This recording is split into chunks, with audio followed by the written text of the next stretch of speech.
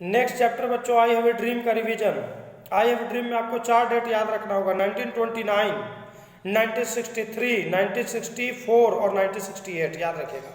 I have a dream क्या है? सबसे पहले आई हैव ए ड्रीम तो एक भाषण है, स्पीच है, किसके द्वारा दिया गया है? मार्टिन लूथर किंग के द्वारा। तो मार्टिन लूथर किंग थे क्या? तो एक नेग्रो थे। तो नेग्रो का ओरिजिन कहाँ से हुआ है? तो वेस्ट कोस्ट ऑफ अफ्रीका, पहला क्वेश्चन यहीं पर तैयार हुआ। उनका जन्म कब हुआ? तो 1929 याद रखिए। इन्होंने भाषण कब दिया? 1963। और इस चैप्टर में एक इंपॉर्टेंट लाइन भी है, 1963 is not an end but the beginning, याद रखिएगा। और उन्होंने कहा है इस भाषण के लिए उनको 1964 में नोबेल प्राइज मिला है और 1968 में उनकी हत्या कर दी गई।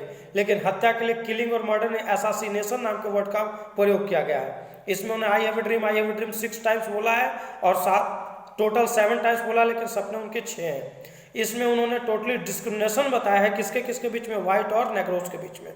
नेग्रोज लोगों को मिसिसिपी में वोट देने का अधिकार नहीं है। अल्बामा में गुलाम के बेटे और मालिक के बेटे एक साथ बैठ करके खाना नहीं खा सकते हैं, एक साथ वो ट्रैवल नहीं कर सकते हैं।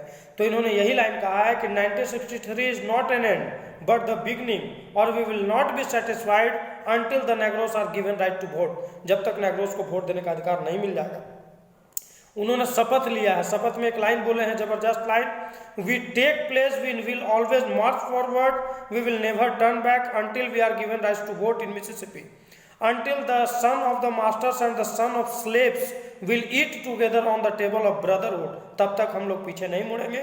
इसके लिए we will eat together, stand together, struggle together and go to jail together। ये सब लाइन है।